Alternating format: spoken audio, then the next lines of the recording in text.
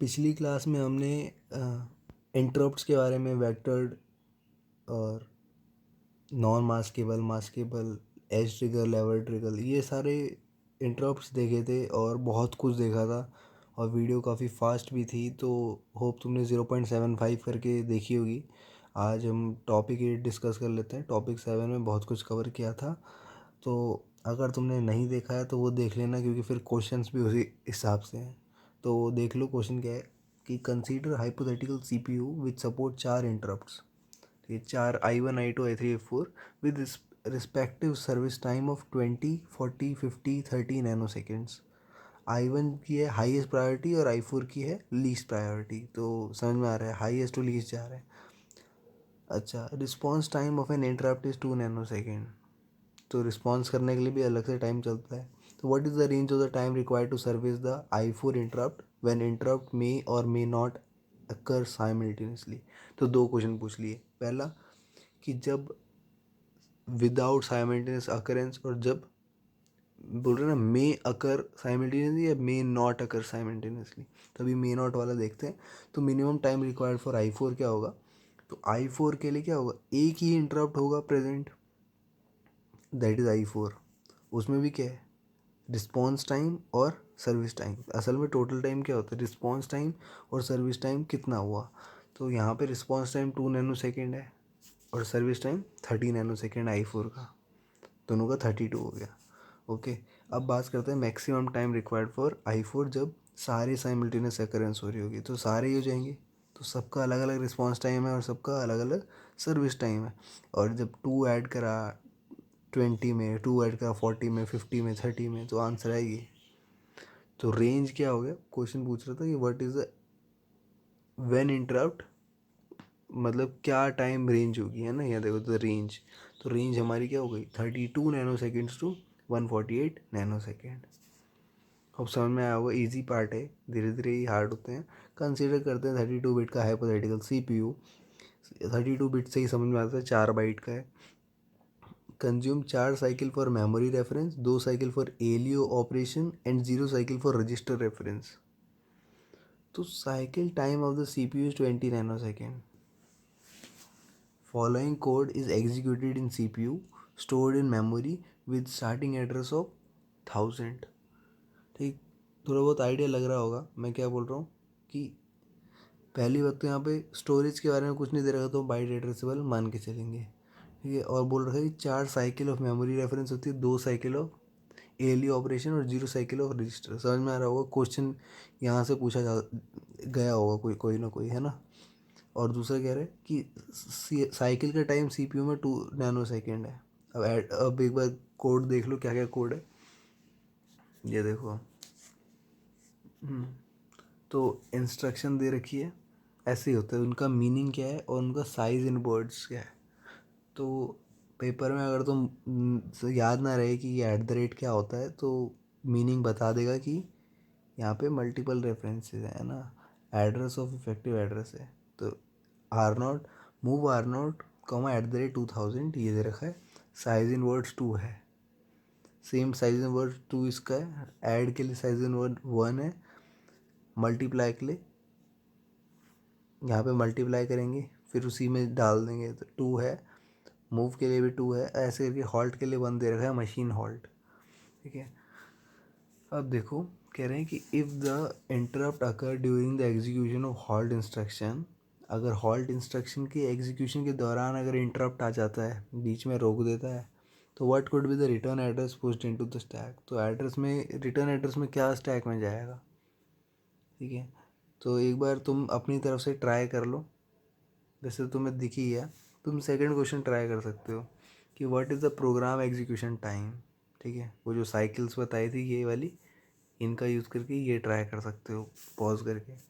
Anyways तब तक मैं ये बता देता हूँ, स्टोरेज जो है वो बाइट एड्रेसेबल है, तो सेल का साइज़ 8 बिट हो गया। इंस्ट्रक्शन की बात करें तो बोल रहे कि देखो साइज़ इन वर्ड्स दे रखा है, ये वाला हिस्सा साइज़ इन वर्ड दे रखा है। तो इसका मतलब क्या है कि 1000 से 1007 तक जाएगा, क्योंकि शुरुआत में क्वेश्चन में दे रखा है कि स्टार्टिंग एड्रेस 1000 है, बताया था मैंने। अब ये क्या है, 8 तक जाता है, क्योंकि 8 बिट का इंस्ट्रक्शन है। इंस्ट्रक्शन 2 क्या है, 8 से 16 तक, मतलब 15 तक जाएगा तो 16 हो जाएंगे। अगला देखो 16 के बाद 19 तक गया, कितना गया, 4 गया ना। 16 में 4 जोड़े 20 होता है, तो ये देखो 4 क्यों गया, क्योंकि यहाँ पे साइज इन वर्ड्स क्या है, 1 है। यहाँ पे भी नीचे भी 4 जाएगा जहाँ 1 है। तो इसका मतलब जब मैंने बोला था consider 32 bit hypothetical CPU question पढ़ते समय, तो 32 बिट मतलब 4 बाइट था, है ना। तो यहाँ पे फाइनली यहाँ जाके हॉल्ट स्टेटमेंट होती है और PC जो है प्रोग्राम काउंटर यहाँ पे अभी चेक कर रहा है। तो हुआ क्या, फेच साइकिल चलेगी, फिर एग्जीक्यूशन साइकिल चलेगी। उसके बाद बोलता है क्या इंटरप्ट है, नहीं है तो चलो वापस चलते हैं, है तो सर्विस द इंटरप्ट, इंटरप्ट को सर्विस करो। तो हुआ क्या, हॉल्ट की वजह से PC जो है वो 1040 हो जाएगा, बताया यहाँ पे। तो अब जंप, हॉल्ट का मतलब क्या है, जंप टू द सेम, पीछे वाले पे, है ना, डिस्कस कर चुके हैं पहले। तो कंडीशनल क्या है, कंडीशनल TOC हो जाएगा, PC क्या हो जाएगा, 1040 से 1036 हो जाएगा। तो प्रोग्राम काउंटर में 1036 की वैल्यू स्टैक हो जाएगी, वेक्टर एड्रेस PC को हो जाएगा। तो फाइनली हमारा आंसर यही आ गया, ठीक है। तो तुम्हें सेकंड वाला समझ में आया होगा। असल में ये ऐसा बनेगा उसका, और ये चीज़ मैंने पहले भी बता रखी है कई बार, है ना, कि fetch cycle, execution cycle, instruction fetch, instruction decode, opcode fetch, process data और write back, source 1 source 2 destination. तो हर इंस्ट्रक्शन जो है अलग अलग तरीके से चलेगी, ठीक है। इसलिए वो इंस्ट्रक्शन को ध्यान में रखते हुए देखना है। जैसे फॉर एग्जांपल देखो यहाँ लिखा है, दिख रहा होगा, मूव R0 @2000, है ना। तो इसका तरीका मैंने तुम्हें पहले बता रखा है कि इसमें इस पर्टिकुलर इंस्ट्रक्शन में कहाँ से कहाँ ट्रैवल होता है, क्या क्या क्या होता है जब हम फेच करते हैं, जब हम एग्जीक्यूट करते हैं। तो वो क्या करता है, इंस्ट्रक्शन फेच 1 मेमोरी रेफरेंस लेता है, इंस्ट्रक्शन डिकोड 1 मेमोरी रेफरेंस लेता है, सोर्स 1 2 मेमोरी रेफरेंस लेता है, सोर्स 2 नहीं लेता, डेटा प्रोसेस भी नहीं होता, और एक रजिस्टर रेफरेंस होता है। रजिस्टर रेफरेंस जो है जितने भी है ज़ीरो ज़ीरो है ना, बोल रहे हैं ज़ीरो साइकिल।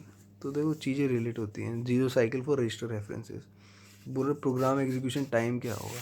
तो इस वजह से ऐसे कर करके तुम्हें ये चीज़ें पता तभी चलेंगी जब तुम्हें पहले से तुम समझ रहे हो, है ना, सारे नोट्स। तो प्रोग्राम एग्जीक्यूशन टाइम जो जाएगा 16 memory reference into 4 plus 3 ALU into 2 2 nano second. ये 4 कहाँ से आया, क्वेश्चन में दे रखा है, 2 भी क्वेश्चन में दे रखा है, और 16 कहाँ से है, गिन लो, 1 2 3 4 5 6 7 8 9 10 11 12 13 14, और कहाँ रह गया, 15, और एक और होगा 16, है ना। मैं 2 गिनना भूल गया था ये वाले। तो यहाँ पे 140 नैनो सेकेंड आ गया, ठीक है। फिर पिछली क्लास में हमने बहुत मतलब इस चीज़ को भी टच करा था, रिस्क और सिस्क, ठीक है।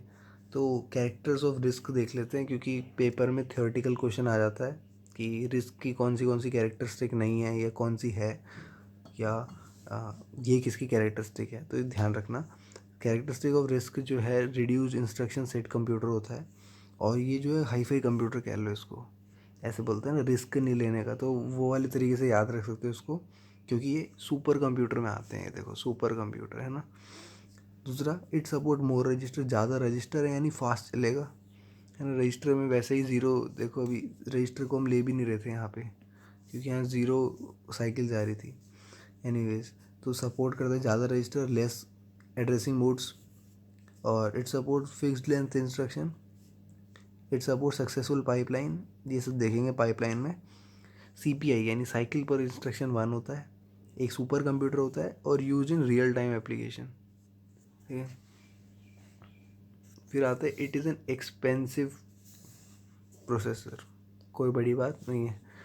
It contains smaller instruction set, it uses hard wired CPU, देखेंगे इसको भी। एग्जाम्पल है Motorola processor, power PC, ARM processor. Characteristic of six यानी कॉम्प्लेक्स इंस्ट्रक्शन सेट कंप्यूटर, यानी कॉम्प्लेक्स है यानी ज़्यादा एड्रेसिंग मोड होंगे, है ना, और रजिस्टर कम होंगे। कॉम्प्लेक्स बना रखा है तभी चीज़ों को, तो सपोर्ट करता है लेस रजिस्टर, और सपोर्ट करते हैं ज़्यादा एड्रेसिंग मोड, सपोर्ट करते हैं वेरिएबल लेंथ इंस्ट्रक्शन, सपोर्ट करते हैं अनसक्सेसफुल पाइपलाइन, CPI 1 नहीं होता। GPU जनरल पर्पस कंप्यूटर, ठीक है, GPU नहीं, general purpose computer. It is used in the personal application, less expensive होते हैं, कंटेन लार्ज इंस्ट्रक्शन सेट और यूज़ माइक्रो प्रोग्राम CPU।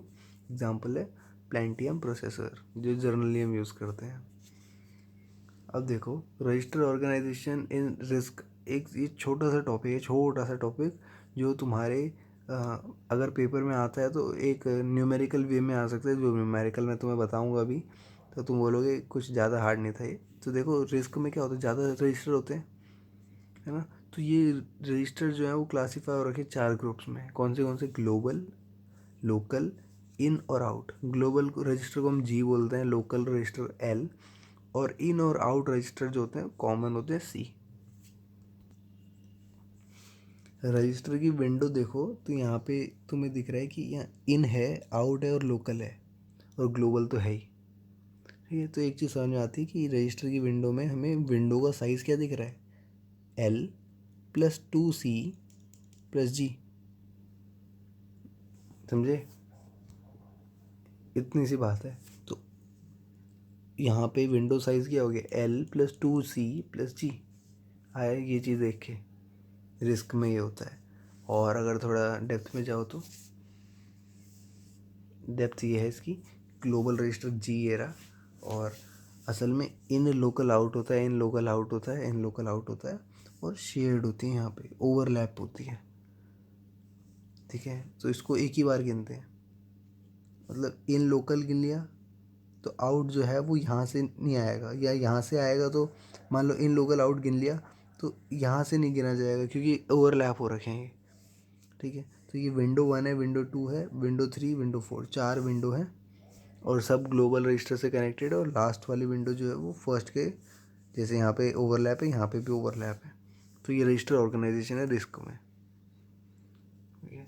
तो बोल रहे हैं रजिस्टर इन रिस्क CPU, यानी रजिस्टर फाइल साइज जो होगा वो होगा WL+C+G। मतलब एक विंडो साइज को देखने के लिए हम उसमें L, और L मतलब लोकल, और C मतलब इन दोनों में से एक कॉमन है ना, तो C और लास्ट में G ऐड कर दी, समझ में आया। तो ये ध्यान रखना, रजिस्टर अगर पूछे जाएं रिस्क CPU में तो ये फॉर्मूला होता है, जहाँ पे W जो है नंबर ऑफ़ विंडोज़ हैं, L है local register number of, C है number of in slash out यानी इन और आउट रजिस्टर्स, और G है ग्लोबल रजिस्टर। छोटा सा क्वेश्चन देख लो, ऐसा करके कुछ है कि कंसीडर एक हाइपोथेटिकल CPU जो सपोर्ट करता है 32 ग्लोबल रजिस्टर को, 24 लोकल रजिस्टर को, 12 इन और 12 आउट रजिस्टर को कॉमन है। तो in the CPU 40 register window overlap हो रही हैं, तो क्या साइज़ होगा रजिस्टर फाइल का। क्वेश्चन में पहले रजिस्टर फाइल साइज़ पूछे, यानी ये WL+C+G, ठीक है, सारी वैल्यूज़ का रख दो, आंसर आ जाएगा। विंडो साइज़ के लिए L+2C+G होता है बस। तो ऐसा कोई न्यूमेरिकल बनता है तो हमें यही करना है। बार बार ये नोट सुनते रहें, देखते रहें, और खुद से भी लिख लिख के देखें, और इसके रिलेटेड क्वेश्चंस कर लेना बस।